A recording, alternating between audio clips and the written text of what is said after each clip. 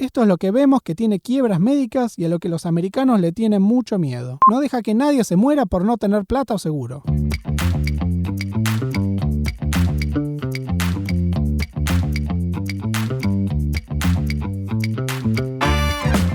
Bienvenidos a Tecnología Informal, un espacio para hablar de carrera, de inversión, de producto, de cultura y de todo lo relacionado con startups. Yo soy Gabriel Benmergui y soy un programador con más de una década de experiencia viviendo y trabajando en California, Estados Unidos.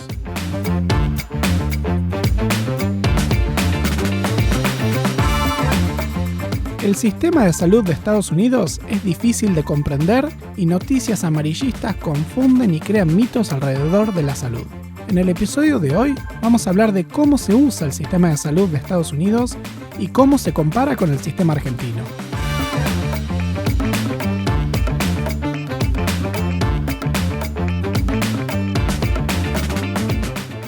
Salud es un tema principal de elecciones presidenciales y noticias americanas, que terminan llegando de una u otra manera al inconsciente colectivo de otros países, a pesar de que salud no es el tema que más preocupa en lugares como Argentina. Yo trabajé 4 años en una startup de salud, Circle Medical, que proveía clínicas de primary care, lo llamado médico clínico. Con esto tuve una experiencia interna en la industria, además de mi experiencia como paciente, así que revisemos cómo funcionan las cosas, empezando con la cobertura. En Estados Unidos, la cobertura de salud está ligada al trabajo. La mayoría de la gente, cuando entra en un trabajo, elige un plan en una aseguradora ofrecida por el empleador. Uno no puede elegir el servicio que quiere, es el empleador el que elige. Pero sí puede elegir el plan, que puede tener cobertura y precios distintos. Tanto en Robinhood como en OpenSea, podía elegir entre 5 o 6 planes distintos que cambian el aporte mensual descontado del salario, aunque la empresa paga la mayor parte. Esta área no es una en la que se negocia o se pide más. Los planes están fijos y sería muy inconveniente para la empresa hacer cambios o excepciones. Sería más fácil pedir más salario. Esta decisión se puede hacer cuando uno entra a la empresa y puede cambiarla solamente en una ventana anual llamada Open Enrollment. Es posible tener servicios sin empleado y facilitar ese proceso fue el objetivo del famoso Obamacare, aunque el programa tuvo resultados mixtos. El trabajo sigue siendo la forma más común de conseguir cobertura. Dentro de los servicios que hay en el mercado hay principalmente 2 tipos. Primero están los denominados PPO, Preferred Provider Organization, donde el paciente puede elegir a cualquier médico de la cartilla y hacerse ver. Algunos de los nombres más grandes de salud son United Healthcare, Blue Shield o Anthem. Estos funcionan parecido a lo que es OSDE en Argentina y se los considera económicamente insurance. Cobran una premia y manejan el riesgo y la utilización de los servicios. Después están los HMO, Health Maintenance Organization, que son empresas que crean una proveeduría de salud y se financian con los aportes de los participantes. Los médicos son empleados directos de la organización.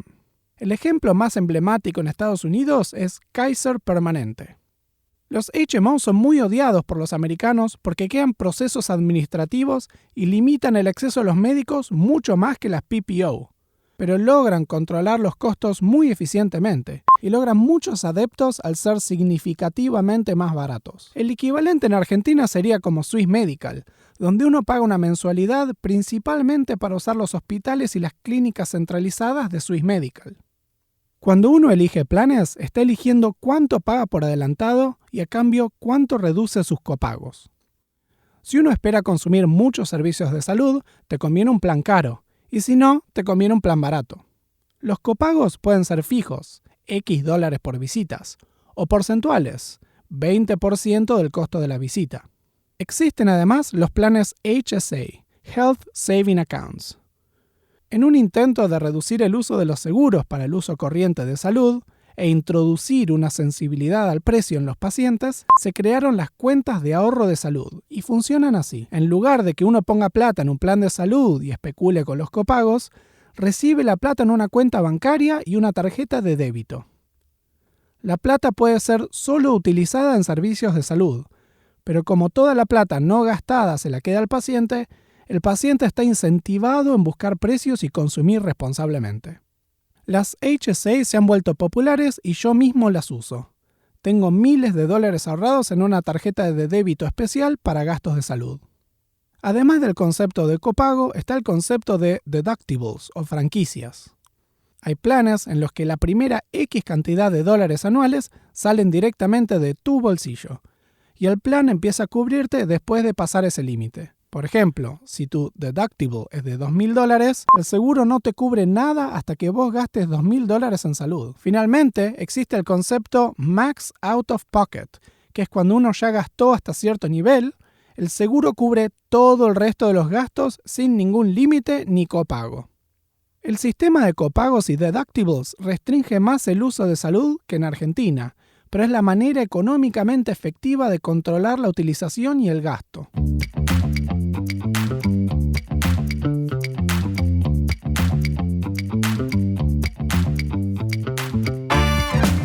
Una vez con cobertura, el siguiente paso es utilizarlo para ver un médico. Las cartillas de los seguros son inutilizables, por lo que es común usar servicios digitales como ZocDoc, un sitio web que te deja encontrar médicos filtrando por seguros y planes particulares, y también para reservar turnos. Los empleados de tecnología con frecuencia usan el servicio de One Medical, una startup de salud que cobra una membresía anual de $250, además de los costos de las visitas médicas en sí, y proveen un servicio digital moderno con una app con la que podés hablar con el staff médico, manejar tu cuenta y el historial.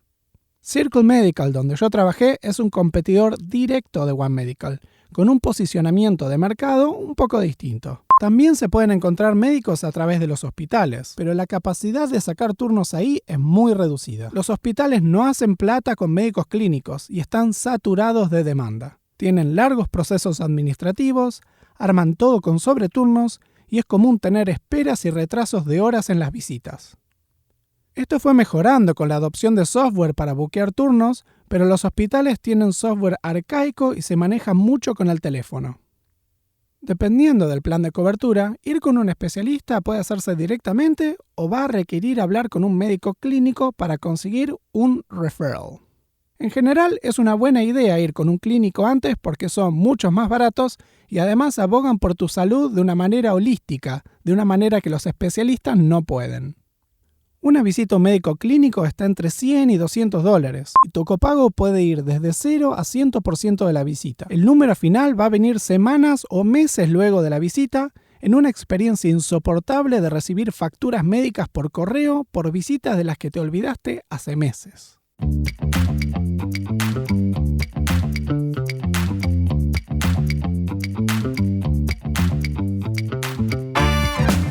Ir al médico también es distinto a Argentina.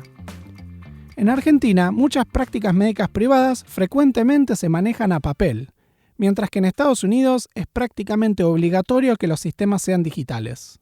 Tal vez le sorprenda al oyente lo que va a decir este programador de salud, pero yo soy pro papel por varias razones a desarrollar, así que punto para Argentina. En Estados Unidos hay muy pocos médicos per cápita, 2.6 cada 1.000 personas. Mientras que en Argentina es 4 cada 1.000 personas. Es mucho más difícil encontrar médicos. En Argentina, tirás una piedra y encontrás un consultorio. Esto además provoca que las visitas médicas en las clínicas tradicionales tengas muy poco contacto con el médico. En las visitas pediátricas de mi hija, la médica la ve menos de 5 minutos. La mayoría de la visita es con enfermeras o asistentes clínicos que toman vitales, arman el papelerío y administran medicación. Esto no es así en servicios como Circle Medical o One Medical, donde el médico está entre 20 y 30 minutos con el paciente y no se delega tanto a los asistentes médicos. El ejercicio de la medicina es un poco distinto en estos dos países. En Argentina reina un modelo mental donde el médico es una autoridad que da órdenes a ser acatadas. Uno va al médico a conseguir esa información experta y sufrir las consecuencias de ignorarlas. Cuando eso pasa, sepan que es muy mala medicina, porque se aleja de los principios generales de que el médico es más un acompañante. Está para presentarte opciones y educarte, y mantenerse más al tanto de los efectos reales de distintos tratamientos y comunicártelos. La evaluación de un médico en Estados Unidos tiene un enorme componente de lo llamado bedside manner, la forma de tratar a un paciente. La cultura del consumidor exigente aplica a salud, y los médicos compiten por los ratings de los pacientes igual que los restaurantes por sus comensales. Cuando digo igual, digo igual. Podés ver ratings de los médicos en Yelp junto con tu lugar de hamburguesa favorito. Los médicos americanos, además, consultan permanentemente a diccionarios de referencia digital, aún durante las visitas, para diagnosticar y mantenerse al tanto con lo último en medicina, aplicando Evidence-Based Medicine. Es la práctica de la medicina tomando en cuenta el efecto real de las recomendaciones en clínicas en base a estudios científicos y reales. Por ejemplo, podría tener sentido decirle a pacientes que tomen edulcorante en lugar de azúcar para bajar de peso, pero en la práctica eso termina empeorando la dieta de los pacientes por efectos de segundo orden, y sería mejor no dar esa recomendación. La medicina es compleja y antiintuitiva. Una aclaración importante en este tema de la evidencia y la ciencia. La medicina en sí no es una ciencia. Es una práctica que nació miles de años antes de que exista el método científico. Es más bien un conjunto de preceptos de cuál es el rol de un médico.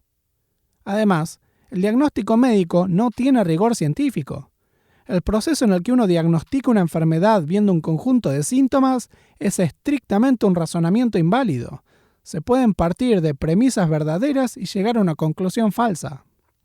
En Estados Unidos se hacen muchos estudios médicos y se estudia la información que se le manda a los seguros con las visitas, que está codificada detalladamente. Así, las compañías de seguro están involucradas en recomendaciones de medicina, ya que procesan toda esa información y ven los resultados en los pacientes.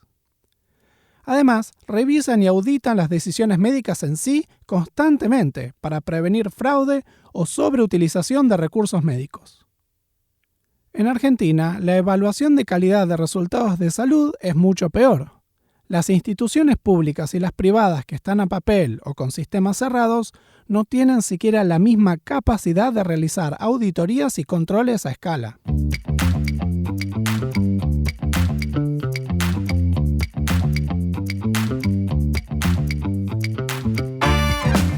Pasando a los laboratorios, la experiencia de hacerse estudios es similar a Argentina. En Estados Unidos hay un duopolio, es decir, un monopolio compartido por dos empresas llamadas LabCorp y Quest. Cuando un médico te receta un estudio, pone una orden en uno de esos laboratorios y uno luego puede ir al laboratorio con la orden abierta y hacerse el procedimiento necesario. En general, hay muchos laboratorios y requieren sacarse un turno. Luego de la pandemia, Salud se movió mucho a evitar walk-ins, que la gente entre en cualquier momento, para evitar agrupar gente junta. En el Safeway de Menlo Park, una cadena de supermercados gigante, tienen un Quest adentro para que puedas sacarte sangre entre comprar la lechuga y los yogures. Una parte que está generando tensión en los consumidores es el acceso a los tests. Hay una moda de la gente tomándose la salud por cuenta propia y tienen fricción porque lo más normal es ir con un médico para recibir una orden e ir al laboratorio. Sin embargo, es posible sacar turnos directamente con el laboratorio y pagar en efectivo. El problema es que los laboratorios tienen precios inflados para las aseguradoras y parecen inaccesibles, con test costando desde cientos hasta miles de dólares. Los tests de chequeos anuales o periódicos suelen estar cubiertos casi en su totalidad por la cobertura médica, ya que los seguros estiman que es más barato regalarlos para prevenir problemas de salud más caros a la larga. Tal vez una parte que es rara para los argentinos son los medicamentos. En Estados Unidos podríamos dividir a los medicamentos en tres categorías: over the counter, que no necesitan receta; prescription drugs, que requieren una receta; y controlled substances, drogas consideradas peligrosas y que requieren controles extra de dispensación. Para conseguir medicamentos físicamente tenés dos opciones: ir a un Walgreens o un CVS, que son equivalentes al Pharmacity, o pedir medicamentos online. Existen muchos servicios que te manden medicamentos a tu casa, como Alto, PillPack o directamente Amazon. Para medicamentos controlados o bajo receta, el sistema es antiintuitivo. Los médicos le mandan la receta a la farmacia, no se la dan al paciente. En la visita con el médico, el paciente le dice la farmacia que quiere usar al médico y luego la van a buscar solo a esa farmacia. La razón principal de esto es el mecanismo de control, para que un paciente no pueda usar la misma receta en varias farmacias simultáneamente, en particular para las controlled substances. ¿Qué califica como controlled substance? Los derivados de metanfetamina y opiáceos, que son los más comunes, calmantes y medicación para el Attention Deficit Disorder. Esto es un tema de la esfera pública porque hay una epidemia de abuso de heroína, atribuida en parte al inicio de una adicción con opiáceos sobre recetados en el cuidado médico tradicional. Los medicamentos pueden llegar a ser muy caros y depende de la cobertura médica. Para los consumos más comunes de medicamentos se ofrecen genéricos que esos sí son baratos, pero no siempre tienen la misma calidad que las versiones de marca de algunos productos. Esto tiene que ver con un sistema de patentes y regulaciones muy fuerte por parte de la FDA, Food and Drug Administration. Estados Unidos desarrolla drogas que se fabrican en otros países, pero es ilegal importarlas a Estados Unidos, generando enormes sobreprecios en muchos medicamentos hechos nacionalmente. Hace algunos años se volvió viral el caso de Martin Shkreli, un ejecutivo de farmacéutica, por comprar patentes de drogas y subir los precios de manera exorbitante. El problema es que en salud los precios tienen tanta distorsión como el dólar en Argentina. Lo que aparece en la pantalla no es lo que cobra la aseguradora o lo que paga el paciente, haciendo todo análisis muy impreciso. Otra peculiaridad del sistema americano es Vision and Dental. Una muy popular escena de Los Simpsons es cuando el empleador de Homero intenta que abandone el plan dental a cambio de cerveza gratis. Y Homero piensa, plan dental, Lisa necesita frenos. Eso es porque el plan dental no está incluido en la cobertura médica, sino que es un programa separado que funciona de la misma manera. Uno puede tener o no tener plan dental independientemente de tener cobertura médica. Más allá de eso, corren todos los mismos inconvenientes, que está cubierto y que no, planes con copagos, sin copagos, etc. Lo mismo aplica para Vision, oftalmología. Para el uso corriente, estos planes no son ni útiles ni caros. En Robinhood pagaba $15 por mes por un seguro de visión que no use nunca.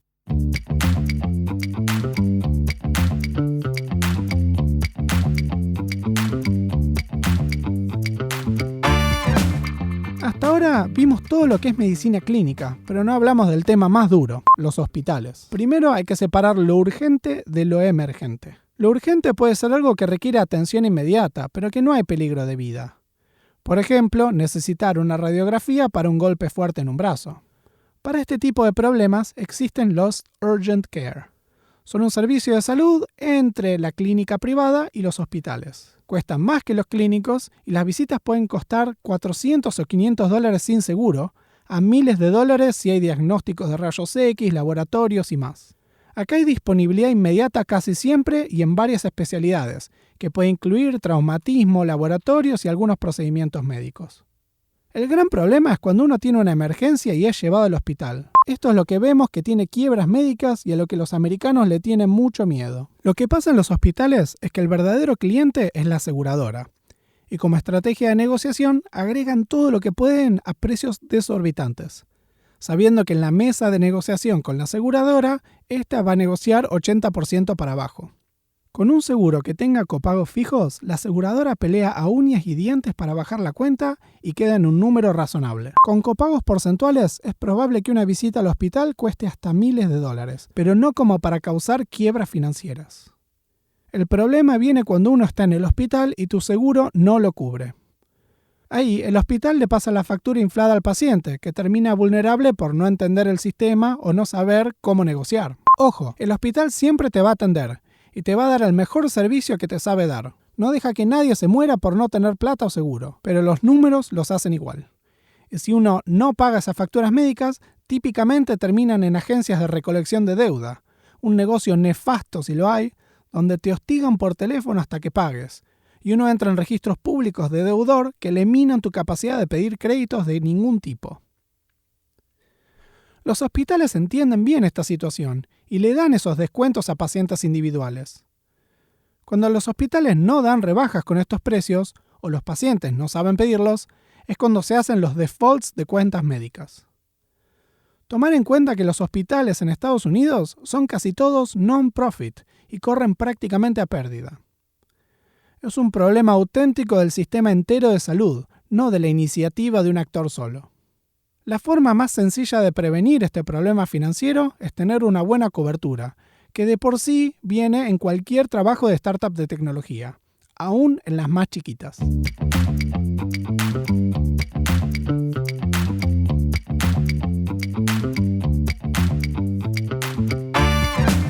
El sistema de salud americano es más caro primero por el costo general de la mano de obra y luego porque tiene procesos de salud más regulados.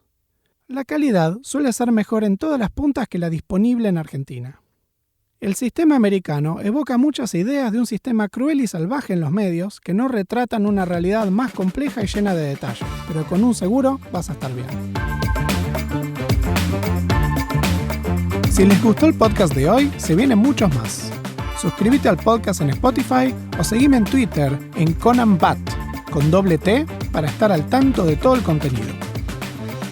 Hasta la próxima.